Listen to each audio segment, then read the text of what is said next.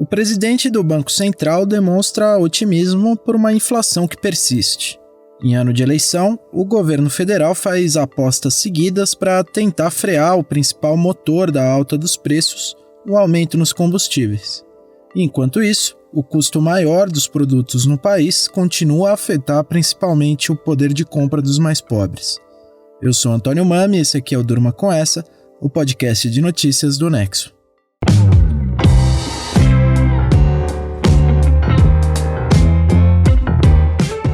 Olá, eu sou Letícia Arcoverde e estou aqui com o Antônio para apresentar esse podcast que vai ao ar todo começo de noite, de segunda a sexta, sempre com notícias instigantes que podem continuar a ecoar por aí.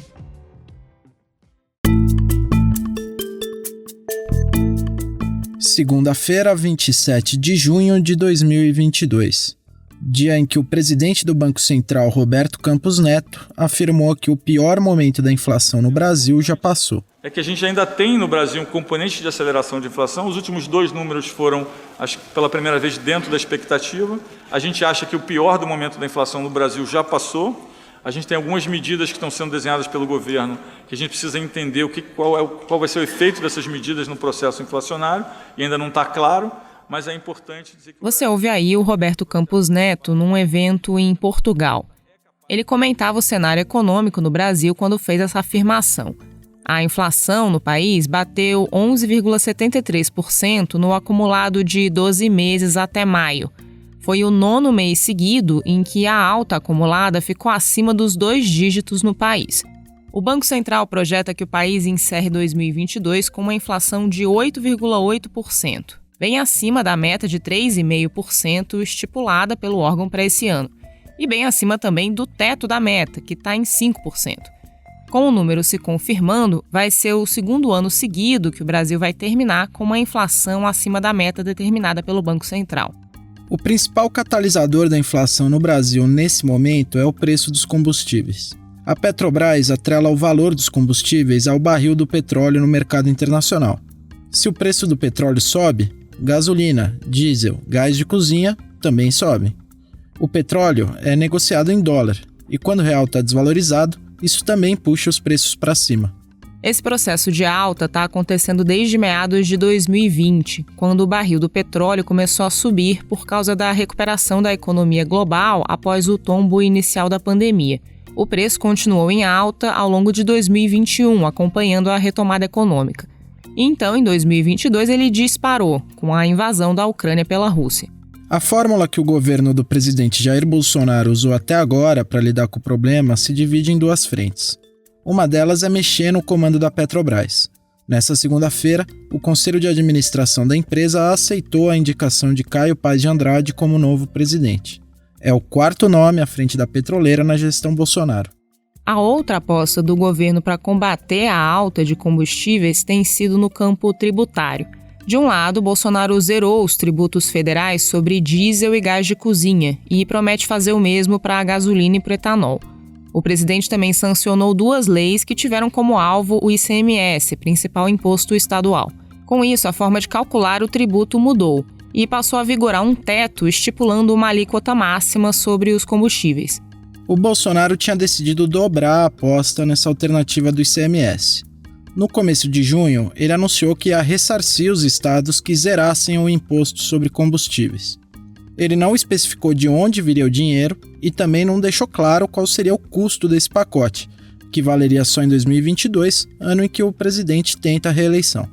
Mas na semana passada, Bolsonaro deu uma nova guinada e parece ter deixado de lado essa alternativa do ICMS. O governo começou a negociar com o Congresso um novo pacote de medidas para reduzir o impacto da alta dos combustíveis na população, um pacote que também só vale para o ano eleitoral. Inclui aí criar um voucher para caminhoneiros de R$1.000 mensais e dobrar o valor do Vale Gás, que hoje é pago para famílias de baixa renda. Além disso, Bolsonaro quer aumentar o Auxílio Brasil de R$400 para R$600 mensais. São medidas que parecem mais eficazes para tentar mitigar os efeitos da inflação. Essa parece ser a visão do mexicano Agustín Carstens, presidente do Banco de Compensações Internacionais, considerado o banco central dos bancos centrais. O Carstens falou ao jornal Folha de São Paulo sobre o caso da crise dos combustíveis no Brasil. Segundo ele, subsídios e renúncias fiscais para tentar baixar o preço dos combustíveis na marra não são capazes de deter o processo inflacionário. O banqueiro disse que a melhor saída é reforçar programas sociais para evitar que a população mais pobre sofra os impactos da alta generalizada de preços.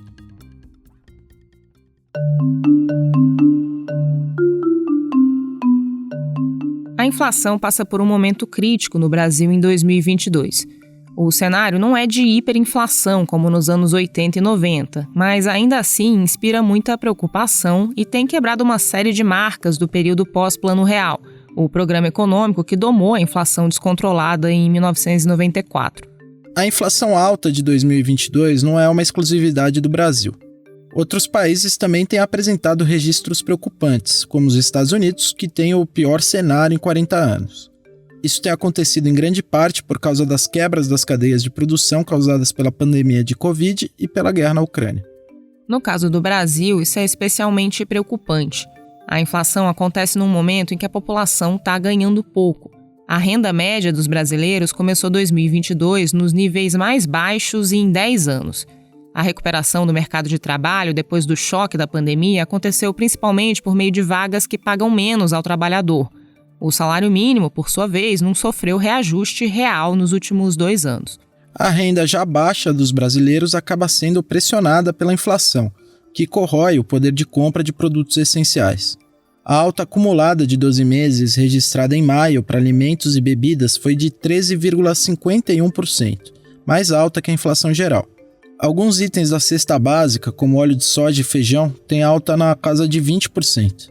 Os preços altos prejudicam os planos à reeleição de Bolsonaro, que continua em segundo lugar nas pesquisas de intenção de voto para a presidência. Ele chegou até a fazer um apelo para empresários da cadeia de supermercados para diminuírem seus lucros em itens da cesta básica. O apelo que eu faço aos senhores, para toda a cadeia produtiva, para que os produtos da cesta básica, cada um obtenha o menor lucro possível, para a gente poder dar uma satisfação a uma parte considerável da população, em especial os mais humildes, porque nós temos fé em Deus que essa crise, a 10 mil quilômetros de distância, entre 2 países, terá o seu ponto final brevemente, como a questão do... Você ouve aí o Bolsonaro em um evento da Associação Brasileira de Supermercados no começo de junho. O pedido tinha uma clara finalidade eleitoral. O ministro da Economia, Paulo Guedes, que estava acompanhando o presidente no evento, disse que a hora era decisiva para o Brasil e pediu aumento de preços só em 2023, depois das eleições. O Bolsonaro disse que o cenário da alta de preços poderia favorecer a volta do populismo, numa referência ao seu principal adversário, Luiz Inácio Lula da Silva, do PT, que lidera as pesquisas de intenção de voto com larga margem. Esse viés eleitoreiro do pedido do Bolsonaro foi bastante criticado por políticos e analistas. E a solução apresentada ali por ele para conter a inflação também é considerada ineficaz pelos economistas. O apelo para que empresários represassem os seus lucros gerou comparações com as políticas de controle de preços do presidente José Sarney nos anos 80 para controlar a hiperinflação da época. O Sarney chegou a convocar a população para fiscalizar o cumprimento da tabela de valores máximos que o governo editava para cada produto. Foi criada então a figura dos chamados fiscais do Sarney. O congelamento fazia parte do Plano Cruzado para acabar com a inflação e conteve a alta de preços num primeiro momento, em 1986, às vésperas de uma eleição para governador, deputado e senador. O partido do Sarney, PMDB, teve um grande sucesso. Mas pouco depois, o Plano Cruzado colapsou. Produtos começaram a faltar nas prateleiras e a inflação voltou com tudo.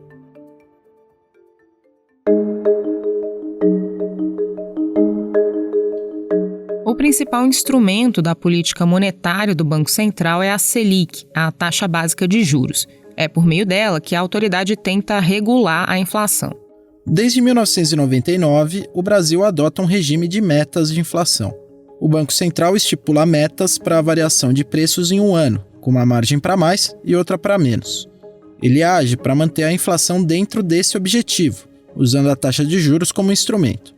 Se a inflação está alta, o Banco Central aumenta os juros. Se a inflação está baixa, tem espaço para reduzir a taxa Selic. O Brasil está num ciclo de alta de juros desde março de 2021, quando a Selic estava num nível historicamente baixo de 2% ao ano. Agora ela está em 13,25% ao ano. Tem aí uma série de fatores que pressionam os juros. Junto com a inflação alta, tem um cenário externo cheio de inseguranças.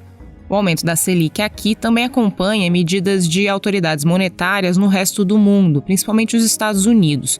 Os juros americanos são referência para os juros em outros países, porque eles aumentam o prêmio para quem investe em títulos do governo americano. Como esses títulos são um investimento mais atraente do que títulos do governo brasileiro, por exemplo, o Banco Central é impelido a subir a taxa básica de juros aqui também. E tem ainda um outro fator pressionando os juros no Brasil, que é o risco fiscal do país. Esse risco tem sido apontado a partir de uma série de medidas tomadas pelo governo Bolsonaro desde 2021, quando furou o teto de gastos para instituir o Auxílio Brasil de R$ 400 em ano eleitoral. Agora, o governo está articulando um novo drible no teto para combater a alta dos combustíveis. Risco fiscal é como os agentes de mercado veem as contas públicas de um país. Quanto mais deterioradas, maior o risco fiscal e menor a percepção de que o governo é capaz de honrar com os seus compromissos. Com isso, o mercado acaba cobrando um prêmio cada vez maior para emprestar dinheiro para esse governo, jogando os juros lá para cima. Segundo alguns economistas, o risco fiscal pode impactar para além da taxa de juros. Isso porque investidores estrangeiros podem começar a tirar seu dinheiro do país. Isso significa tirar dólares do Brasil, desvalorizando ainda mais o real frente ao dólar, e aumentar a inflação, encarecendo produtos importados e também bens cotados em dólares, que é o caso das commodities. O petróleo, diretamente ligado ao preço dos combustíveis, principal motor da inflação no país, é uma commodity. Nas atas mais recentes do Copom, Comitê de Política Monetária, que é quem define a taxa Selic, está lá que o aumento dos gastos públicos piorou as condições fiscais do país, e que isso mantém as expectativas de uma inflação alta para os próximos meses. Você ouviu Roberto Campos Neto falando no começo do programa que acha que o pior da inflação já passou. Mas o presidente do Banco Central também fez uma ressalva naquela fala. Ele se referiu a medidas desenhadas pelo governo cujos impactos no processo inflacionário ainda não estão claros. A ver se esses impactos estarão mais claros na próxima reunião do Copom, no começo de agosto.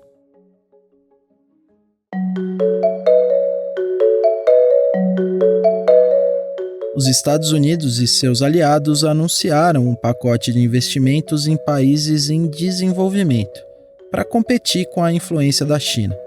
Quem conta pra gente é o repórter especial João Paulo Charlot. Olá, ouvinte. Olá, amigos do Durma Com Essa. O presidente dos Estados Unidos, o Joe Biden, anunciou no domingo que ele e outros 6 líderes de potências que fazem parte do G7 estão lançando um fundo para financiar obras de infraestrutura em países em desenvolvimento. A ideia deles é liberar mais de 600 bilhões de dólares até 2027. Os americanos devem colocar 1/3 desse valor, e o resto vai vir de outros 6 membros do G7, que são Alemanha, Canadá, França, Itália, Japão e Reino Unido. O lançamento desse fundo é uma tentativa de americanos e de europeus de fazer frente aos financiamentos da China nesse setor. O governo chinês já financia obras de infraestrutura em mais de 100 países por meio de um programa que oficialmente se chama Belt and Road. A ideia de Pequim é construir portos, aeroportos e rodovias para a integração do comércio mundial. E aqui entra outro nome pelo qual o projeto é conhecido: Nova Rota da Seda. A ideia é simbolizar o protagonismo da China, evocando o papel da Rota da Seda chinesa séculos atrás, quando era a principal ligação entre a Ásia e a Europa. Essa corrida do financiamento de infraestrutura mundial, entre chineses, europeus e americanos, envolve, em primeiro lugar, oportunidades de negócios. Os Estados Unidos calculam que haja uma demanda reprimida de mais de 40 trilhões de dólares nesse setor. Além da economia, a disputa é também política. Chineses e americanos já estão envolvidos na maior disputa por poder no mundo no século XXI.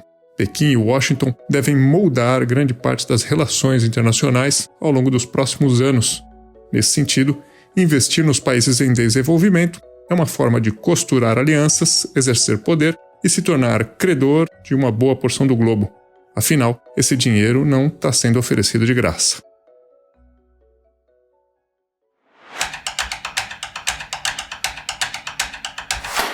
No fim de semana, a atriz Clara Castanho contou nas suas redes sociais que foi vítima de um estupro, descobriu a gravidez tardiamente e entregou a criança para adoção.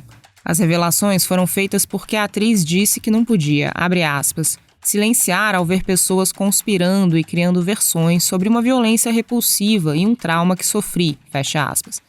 A Isadora Rupp, redatora aqui do Nexo, está escrevendo sobre o assunto. Isadora, o que motivou a Clara Castanho a revelar os processos pelos quais ela passou? A atriz postou uma carta aberta sobre o assunto depois de ter sua privacidade violada. Primeiro, a Clara foi ameaçada dentro do hospital, logo depois do parto, por uma enfermeira.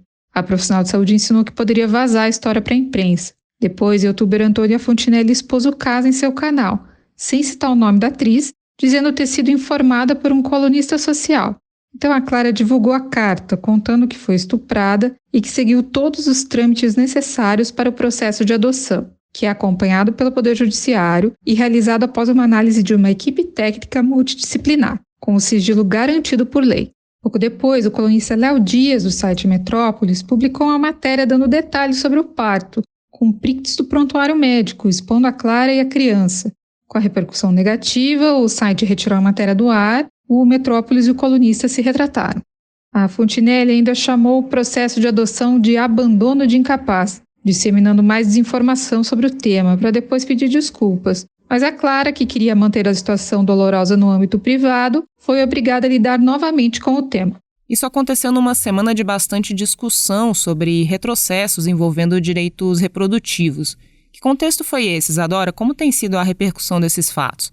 Além da exposição da Clara Castanho, dias antes veio a público o caso de uma menina de 11 anos que foi estuprada e impedida pelo Poder Judiciário de abortar, como a gente falou aqui no Durma com Essa na semana passada. Foi uma situação com vários atropelos legais. O hospital se negou a fazer o procedimento, mesmo com o aborto garantido por lei em casos de estupro. No fim, a criança acabou conseguindo abortar. Já nos Estados Unidos, a Suprema Corte derrubou um entendimento histórico que determinava que a interrupção da gravidez era direito constitucional.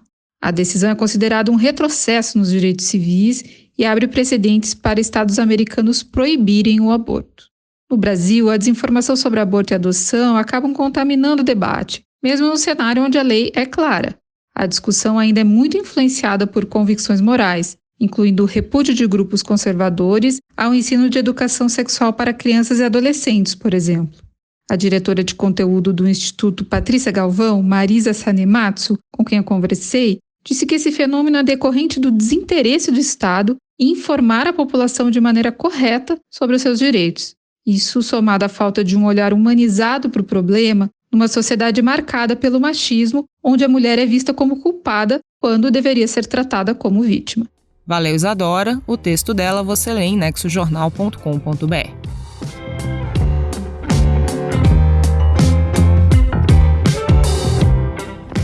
Das perspectivas para a inflação no Brasil, passando pelo pacote do G7 para países em desenvolvimento, até chegar na sucessão de violências contra a atriz Clara Castanho, durma com essa.